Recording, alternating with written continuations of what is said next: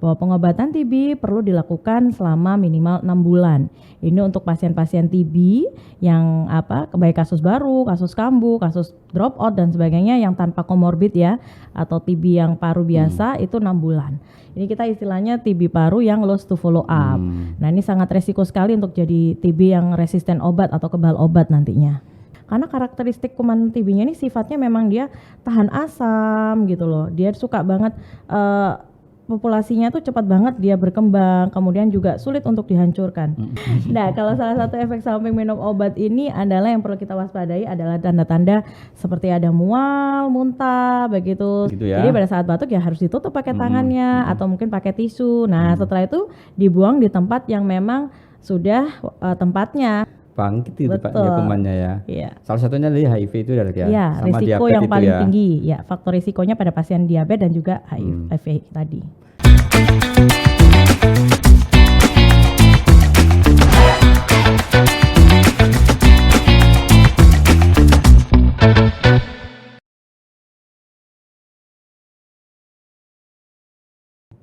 Halo semuanya, jumpa lagi dengan saya Wiwit Purwanto di podcast harian Pagi Surya Tribun Jatim Network. Kali ini ada seorang dokter, Dr. Sinta Karina Yuniati. Nah, ini dokter ini setiap harinya ada di Rumah Sakit Siti Hajar, dan kebetulan di podcast harian Surya ini sebentar lagi kan ada Hari Tuberkulosis Sedunia tanggal 24 Maret. Nah, perbincangan sebelumnya saya bersama dokter ini membicarakan tentang apa sih itu tuberkulosis. Namun kali ini kita akan lebih menekankan ke pembicaraan tentang bagaimana ketika kita itu menderita tuberkulosis. Nah, ini saya sapa dulu Dokter Sinta. Halo, apa kabar Dok? Assalamualaikum. Waalaikumsalam Mas Wiwit, kita jumpa lagi ya. Dokter Sinta, apa kabarnya? Baik, semoga Baik, semuanya juga sehat. alhamdulillah. Dok, ini berkaitan dengan Hari Tuberkulosis Sedunia ya, yang jatuh pada tanggal 24 Maret nanti.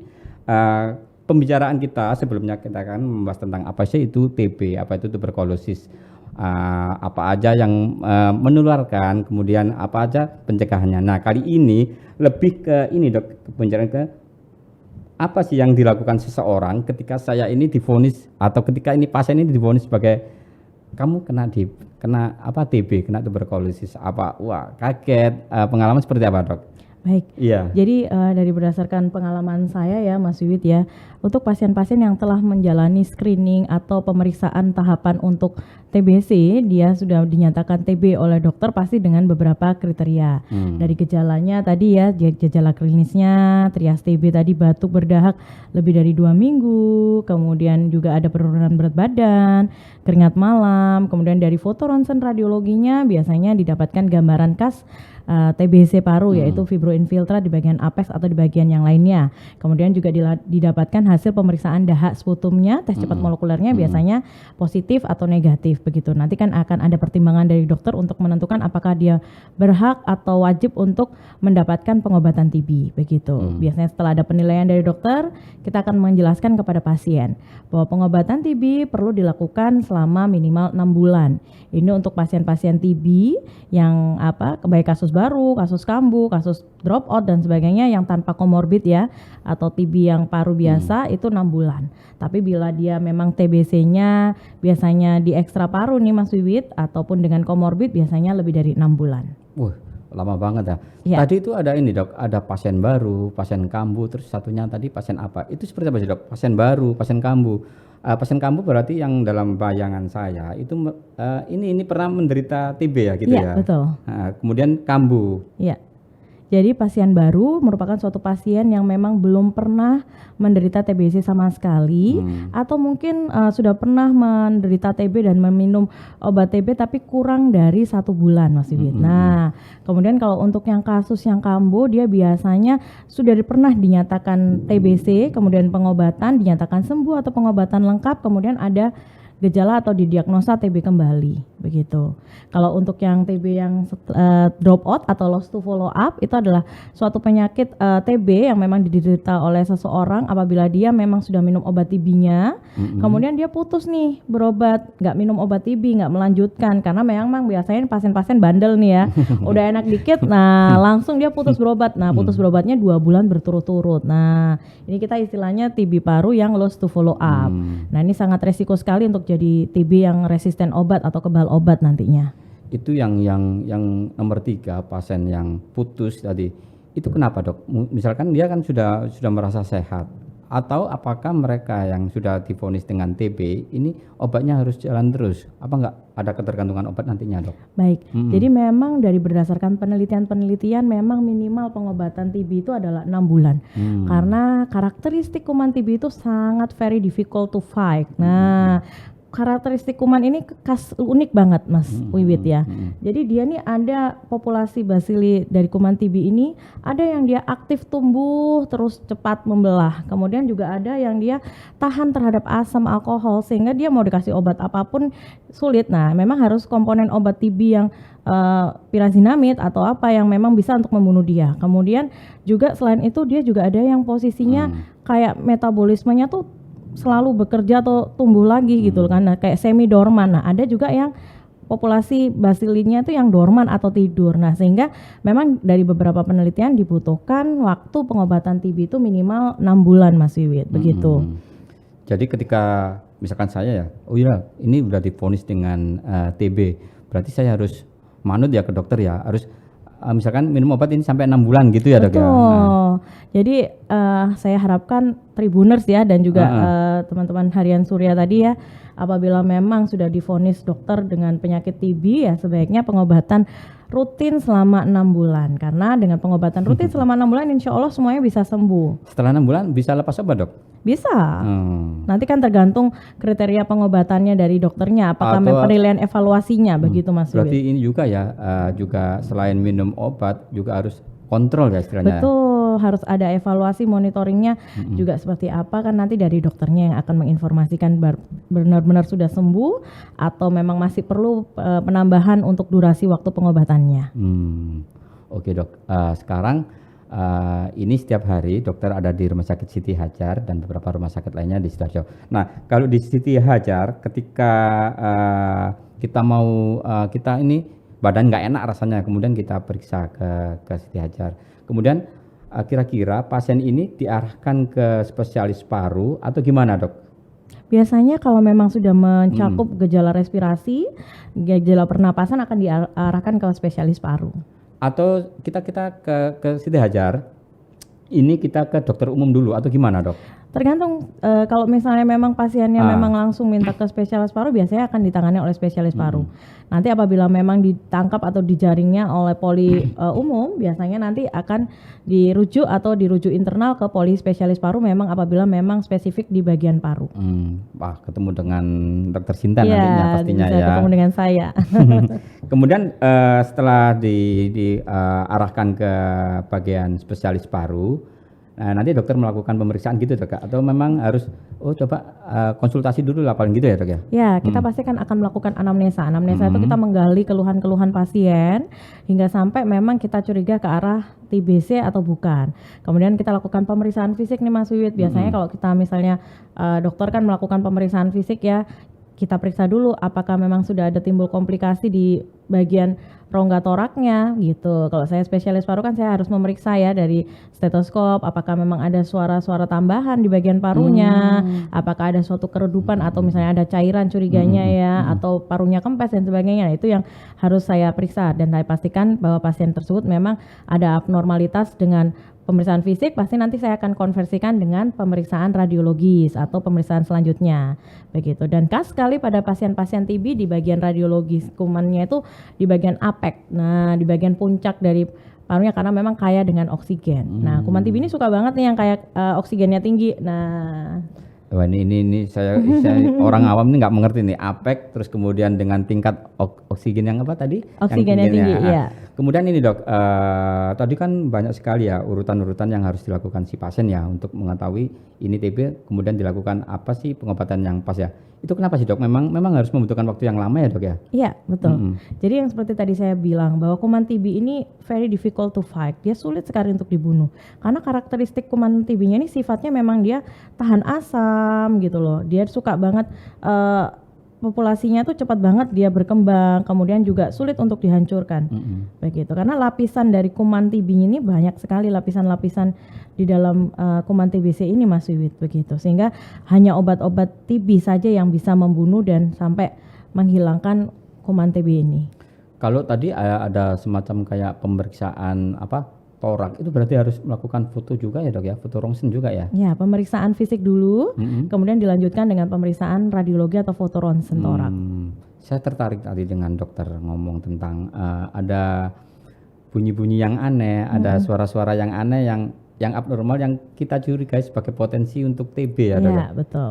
Nah ini ada teman saya dok ya, ini dia apa istilahnya kalau bernafas saja gitu dok, ada suara-suara seperti itu apa juga suara aneh, terus apa dok yang dimaksud suara aneh ini dok? Jadi memang kalau kita secara pemeriksaan fisik ya, atau kita lakukan pemeriksaan terutama di bagian torak ya, itu kan kita akan melakukan pemeriksaan dari pemeriksaan dasarnya dulu. Kita melakukan pemeriksaan inspeksi dulu, kita lihat, kemudian kita lakukan inspeksi itu melihat perbedaan dinding dada ada nggak nih, tertinggal nggak, kanan kirinya sama nggak, simetris apa enggak. Ini belum. Cuman hanya dilihat aja. Nah kemudian yang kedua adalah kita melakukan palpasi nih Mas Wiwit. Jadi kita coba lihat, kita raba di dinding dadanya apakah memang ada benjolan atau tidak di bagian anggota tubuhnya ya, terutama fokus di bagian rongga toraknya. Kemudian nanti kita lakukan perkusi nih. Perkusi itu seperti kita melakukan pemeriksaan ketukan yang minimal di dalam dinding dadanya, sehingga ada nggak tanda-tanda abnormalitas. Nah kalau misalnya ada suatu cairan nih, biasanya dia akan terdengarnya redup. Nah kayak ada cairan di dalam paru kita, itu kan kita bisa menilai dari dokternya nanti.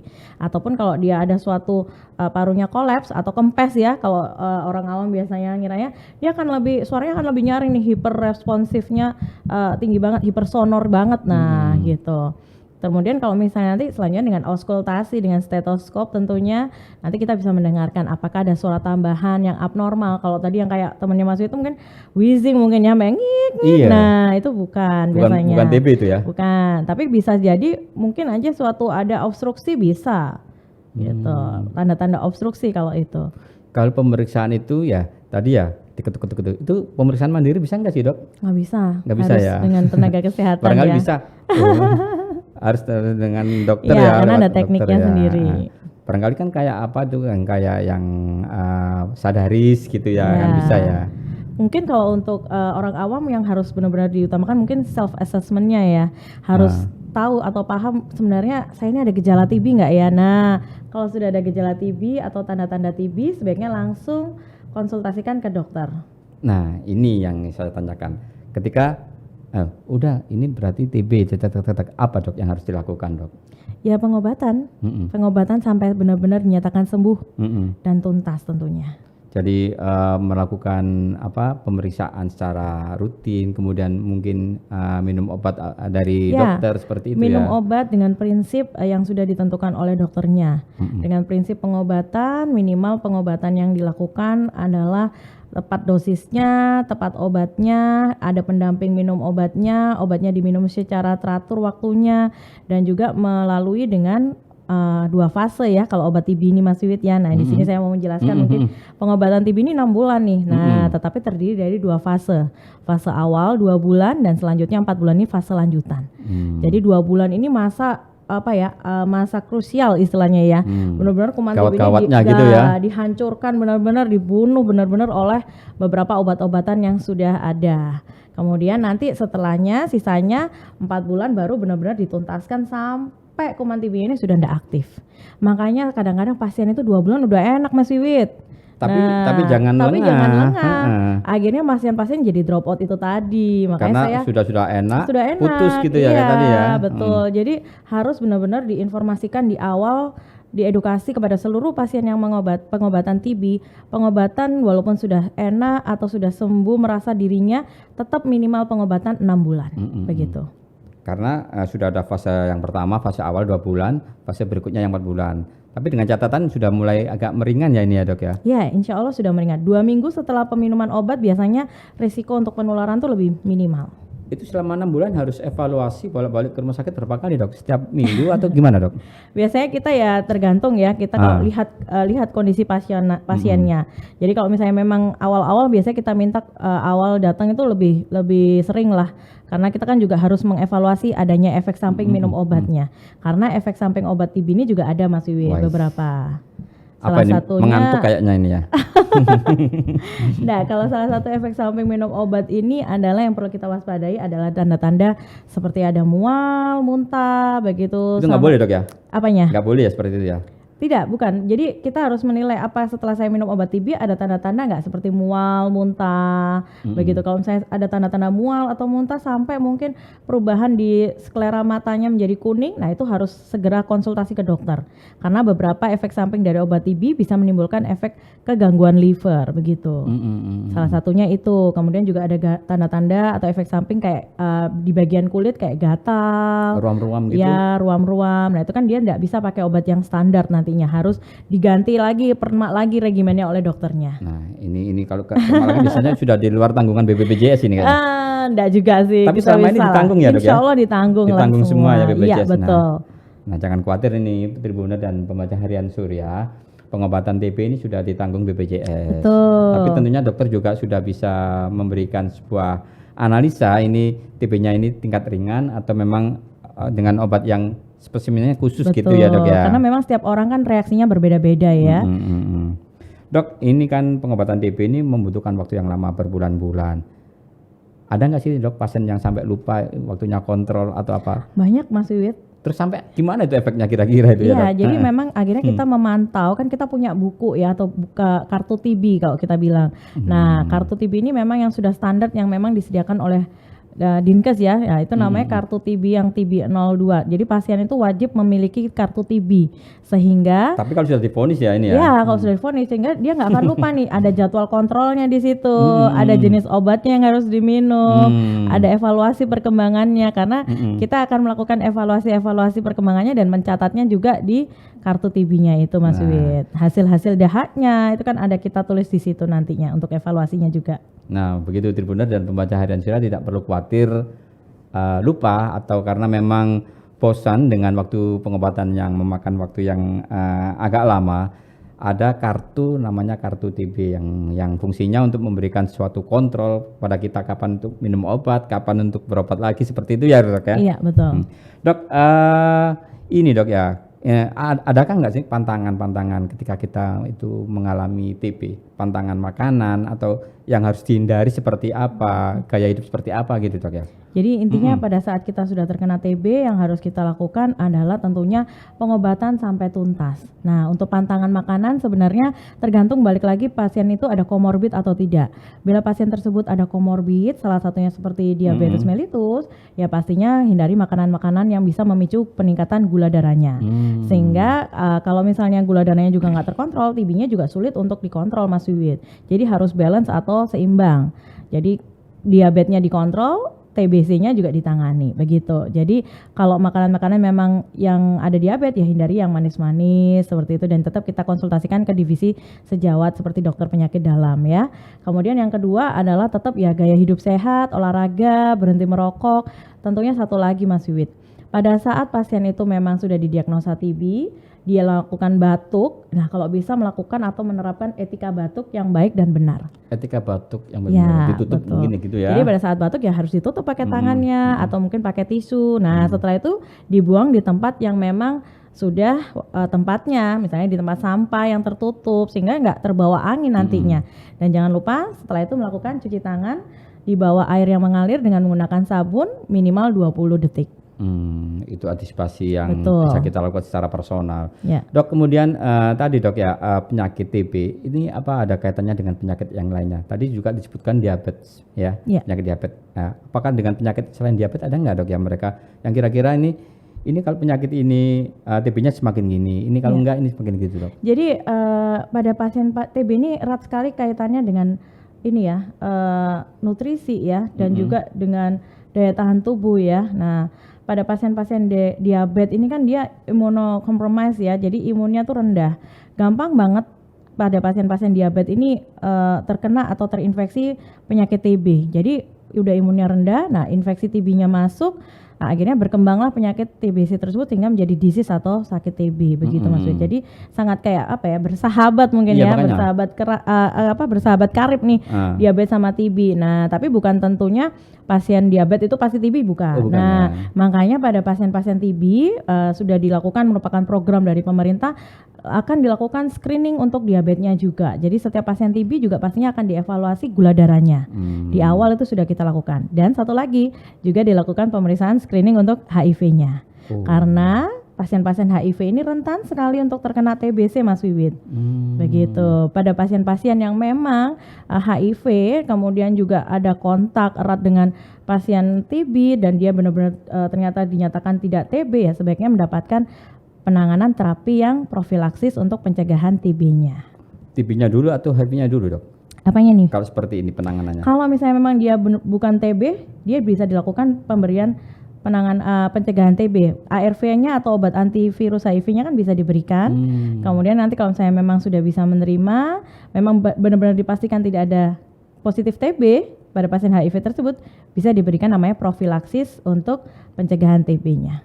Ini agak sedikit juga ya dok ya, apa namanya TB yang bersimbiosis dengan penyakit yang lain ini. Iya, dok ya? betul, karena memang TB ini sangat cepat sekali ya, terutama pada pasien-pasien yang memiliki komorbid diabetes dan juga HIV salah satunya. Banyak itu dok seperti itu. Banyak. Banyak sekali. Mana yang didulukan lebih dulu ini kayaknya ya. Ya, betul. Makanya sekarang pemerintah ini target goals-nya adalah bukan hanya mengobati saja Mas Wiwit, tapi juga mulai sekarang ini mulai memberikan pencegahan. Nah, untuk pasien-pasien untuk yang orang-orang yang memang resiko tadi tuh laten TB. Nah, risiko yang paling tinggi adalah pada pasien-pasien yang diabetes dan juga imunokompromis seperti HIV. Oh iya, di Siti Hajar, di Rumah Siti Hajar, apakah ada dok seperti ini dok, program-program? Ada. Apa Sudah. ya istilahnya seperti apa itu? Komunitas atau apa dok? Jadi pada pasien-pasien HIV yang memang sudah terdiagnosa HIV, kemudian dia memang clear tidak didiagnosa TB, kita akan memberikan namanya profilaksis INH. Jadi nanti diberikan pemberian terapi pencegahan TB. Nah, biasanya diberikan pencegahan TB atau pencegahan dengan memberikan INH ini selama 6 bulan untuk mencegah seseorang HIV ini yang rentan atau risiko untuk terjadinya sakit TB ini sakit TB Mas Wiwit. Jadi biar dia nggak sakit TB, kita memberikan profilaksis INH selama 6 bulan. Seperti obat-obatan juga itu ya? Obat INH itu merupakan salah satu komponen kandungan dari komposisi untuk pengobatan TB yang standar. Dan agar tidak ini ya, agar TB-nya tidak masuk ya, betul. karena rentan sekali ya. Betul. Dan ini kebetulan juga pernah saya lakukan penelitian. Nah, jadi penelitian saya waktu itu memang tentang pemberian pencegahan TB pada pasien-pasien yang memang TB laten. Nah, untuk memastikan dia TB laten nanti memang banyak kriterianya ya. Nah, TB laten itu berarti mereka sudah TB-nya sudah terinfeksi TB, tapi TB-nya tidak aktif. Jadi kayak dorman posisinya, gitu. Jadi kayak dia posisi kumannya tidur nih di tubuh kita. begitu ada pemicu dia Ya. langsung bangkit itu Pak, Betul. ya kumannya ya. Iya. Salah satunya dari HIV itu ya, Iya, sama risiko diabetes yang itu paling ya. tinggi, ya faktor risikonya pada pasien diabetes dan juga HIV tadi. Kalau semacam kayak komunitas yang saling menguatkan ada nggak dok di Siti Hajar dok dari pasien-pasien yang sudah pernah berobat TB? Kalau untuk komunitas sendiri kita biasanya lebih mencenderungkan untuk pendamping minum obat. Setiap satu pasien memiliki pendamping minum obat Mas Wiwit. Itu dari mana? Dari Dari keluarganya? pihak keluarga biasanya. ya. Jadi kita juga punya kontak personnya juga. Nanti kalau misalnya memang ada keluhan atau apa, kita kan juga dari petugas dari Poli TB kita namanya Poli Dots ya. Itu kita biasanya akan komunikasikan. Yang mengingatkan Iya, ya. istilahnya betul. ya. Jadi ada timnya lah, ada tim TB-nya lah begitu. Dok, kemudian ini apa dok proses terakhir sebelum pasien itu dinyatakan benar-benar sembuh? Seperti saya tadi katakan, apakah dia mendapat surat sudah sembuh atau bebas? Ini apa namanya laten TB gitu dok? Beda. Tadi yang TB laten beda ya. Oh beda ya. Beda. Kalau yang TB laten itu kan istilahnya proses pencegahan. Tapi kalau yang dia memang sudah sakit TB beda. Yang kambuh lagi tadi itu? Yang kambuh itu ya TB kambuh, bukan TB laten ya. Ada sendiri ya. Ada sendiri. Jadi kalau pasien yang sudah berobat pengobatan TB selama 6 bulan, biasanya kita akan melakukan evaluasi dulu Mas Wid. Jadi kita evaluasi 2 bulan di awal. Setelah 6 bulan ya? Bukan. Jadi 2 bulan pengobatan kita evaluasi dengan foto ronsen dan juga periksa dahaknya. Harus foto lagi kayaknya. Betul. Untuk membandingkan nih pengobatannya sudah ada sampai seberapa jauh ya? Ya, sudah bagus nggak responnya pengobatannya itu di tubuh pasiennya. Kuman TB-nya di bagian gambar radiologinya bagaimana nih? Nah, apakah sudah ada perubahan, perbaikan atau perburukan begitu? Nanti setelah 2 bulan biasanya kita akan evaluasi lagi dahaknya di bulan ke-5. Bulan ke-5 kita evaluasi dahaknya lagi nih, BTA-nya nih. Nah, kalau sudah tidak berdahak? Kalau tidak berdahak ya diusahakan ya tetap dirangsang biasanya sama dokternya diberikan rangsang untuk mengeluarkan dahaknya. Gitu ya? Bukan swab tapi dahak sputum. Karena pewarnaan sederhana ya. Nanti di bulan akhir pengobatan yaitu di bulan ke-6 biasanya juga akan kita evaluasi baik dahaknya maupun dari radiologisnya begitu. Tuh kan Tribuner, lebih baik mencegah kan daripada harus berobat kan gitu ya dok ya. Betul banget. Tapi kalaupun sudah terjangkit ya sudah ya harus dilakukan pengobatan seperti yang Dokter Sinta jelaskan tadi, urutan-urutannya seperti apa. Minimal sampai 6 bulan ya dok ya? Minimal 6 bulan. Tuh minimal sampai 6 bulan. Makanya kalau sampai janganlah sampai terkena penyakit TB ini. Kalaupun ya sudah berobat, kita lakukan pengobatan ini sampai 6 bulan. Iya betul. Dok, apakah bisa sembuh total sih dok ini penyakit dok? Harus saya informasikan bahwa pasien-pasien harus tahu bahwa TB itu benar-benar bisa disembuhkan sampai total. Nah jadi bisa sampai pengobatannya sembuh. Nah, pengobatannya lengkap 6 bulan, insya Allah bisa sembuh total. Khawatirnya kan di masyarakat kan, wah ini nanti ketularan. Nah. Biar nggak ketularan harus pengobatan makanya Mas Wid ya. Iya. Ini satu lagi dok, ini asap rokok ya, kembali ke asap. Asap rokok ini menjadi menjadi instrumen penularan nggak dok? Kalau instrumen penularan sih tidak ya, tapi pada pasien-pasien yang merokok, dia pastinya akan menyebabkan kerusakan-kerusakan di bagian parunya, di bagian di tubuhnya lah Mas Wid ya. Kalau di parunya sendiri pasti akan terjadi perubahan epitel dari struktur dari saluran pernapasannya, sehingga akibatnya mikroorganisme, viral itu bisa masuk tuh. Nah kalau udah kuman TB masuk, ya otomatis dia gampang banget menyebar. Tapi kalau yang merokoknya itu nggak ada TB juga, sepertinya aman juga ya dok ya? Iya. Kalau dia TB berarti ya ada potensi untuk menular ya. Sebenarnya mau dia merokok itu mau dia TB nggak TB ya tetap resiko ya di bagian parunya, merupakan faktor resiko lah. Begitu. Nah begitu Tribuner dan pembaca Harian Surya, pembicaraan kita bersama Dr. Sinta seputar penyakit TB. Dr. Sinta ini setiap harinya berada di Rumah Sakit Siti Hajar sebagai dokter spesialis paru. Nah, kenapa TB ini kita bahas di dalam podcast Harian Pagi Surya dan Tribun Jatim Network ini? Karena banyak sekali ya rentan masyarakat kita yang kurang memperhatikan tentang pola lingkungan, tentang gaya hidup sehat sehingga menjadi penyakit TB. Nah, yang perlu digarisbawahi, penyakit TB ini membutuhkan waktu lama untuk penyembuhan 6 bulan dan itu pun harus dievaluasi terus-menerus. Makanya jangan sampai sakit ya Tribuner. Kemudian yang penting kalau sudah memang sakit ya sudah berobat secara telaten. Dan nanti di Rumah Sakit Siti Hajar sudah ada Dokter Sinta yang akan mendampingi untuk melakukan penyembuhan penyakit TB ini. Begitu Tribuner dan pembaca Harian Pagi Surya podcast yang bersama Dokter Sinta Karina Yuniati, spesialis paru dari Rumah Sakit Siti Hajar. Nanti kita akan podcast lagi dengan tema yang berbeda tentunya seputar tentang penyakit paru. Terima kasih. Baik, terima kasih.